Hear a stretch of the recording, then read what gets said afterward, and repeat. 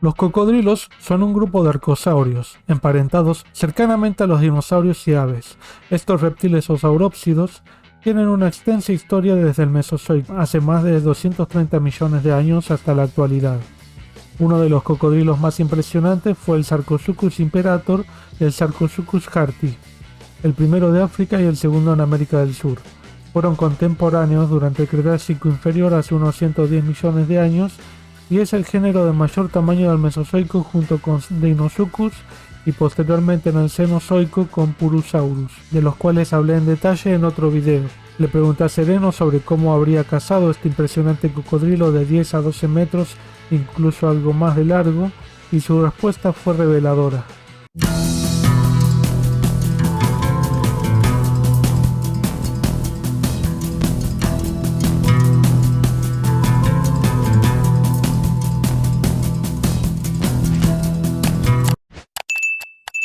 Now turning to Sarcosuchus, that was also a very popular documentary from the National Geographic.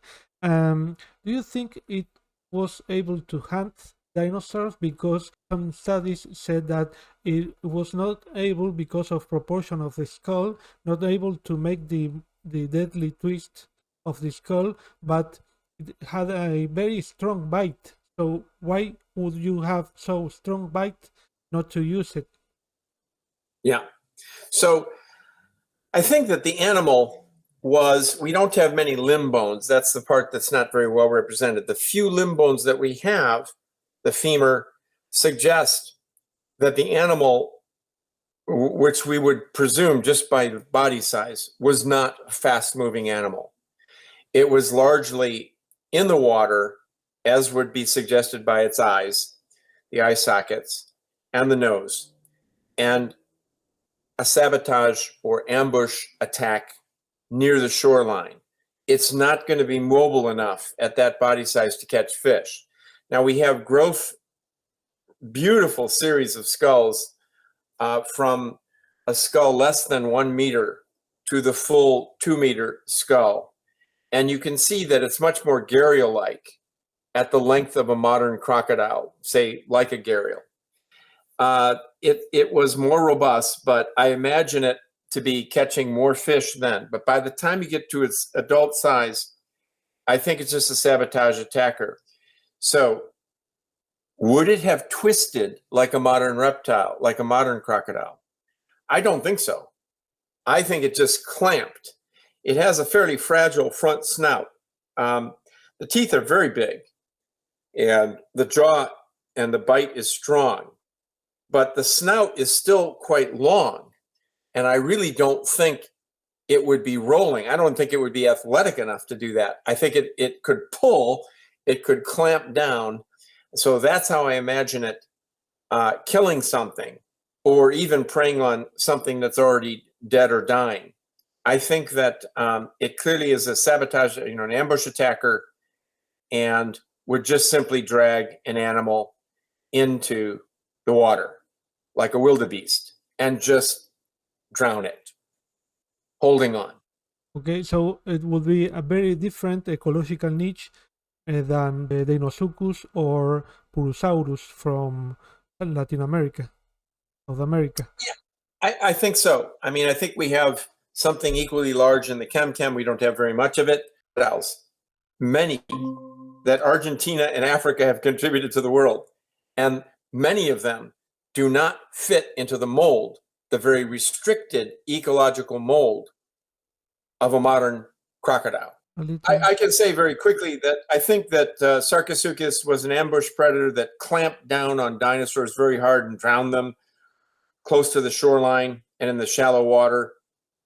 I think that crocodiles that we haven't even described yet, many, and from Argentina, tell the world that the crocodile world on the southern continents was so diverse, and animals were doing many things, eating plants, killing prey in ways that modern crocodiles do not. They're a much more restricted range than we see for much of the Mesozoic in the south. La respuesta de Sereno creo que es prudente, ya que hay que tratar de ser conservador con los resultados de animales extintos y no otorgarles comportamientos demasiado raros si no hay evidencia clara de ello. Entonces es entendible que por las comparaciones con cocodrilos actuales que giran tanto la cabeza como el resto del cuerpo para despedazar a su presa, ya que también se suele tratar de animales con un rostro más robusto que el del Sarcosuchus, como los aligatóridos. La similitud mayor del cráneo del Sarcosuchus con gaviálidos le da la razón a Sereno sobre la falta de adaptaciones a girar el cuerpo, además del hecho de no ser un cocodrilo con una gran musculatura en las extremidades. No son extremidades de un animal que pudiera haber sido ágil saltando del agua demasiado como lo hacen los aligatóridos en la actualidad, lo cual haría más difícil una caza activa prolongada o con demasiada fuerza para salir del agua. Por tanto, podemos pensar que el Sarcosuchus pudo tener una estrategia de caza intermedia entre este último y los gaviálidos, esto es, emboscando al salir rápidamente del agua y arrastrando una presa, como algunos los wildebeest que me dijo Sereno. Pero como el Sarcosuchus tiene un rostro similar, más similar a los gaviálidos que a los aligatóridos, pero a la vez es más robusto el rostro que el de los gaviálidos. Por lo tanto, podría haber ejercido más fuerza para morder a su presa y poderla arrastrar al agua. Lo cual esto le pregunta a Sereno sobre si cazaría dinosaurios. No fue definitivo sobre esto, pero pudo haber atrapado dinosaurios tal vez más chicos para no tener tanta dificultad para luego despedazarlos en el agua, sino poderlos tragar enteramente. O sea, un animal más pequeño que un dinosaurio de gran tamaño como un hadrosaurio de, no sé, de 5 o 6 metros. Uno más chico de 2 o 3 metros tal vez. Una fuerza de mordida poderosa como la que habría tenido Sarcosuchus sugiere que comería animales grandes, pero tal vez servía para poder despedazar a la presa con mayor facilidad sin tener necesidad de giro mortal.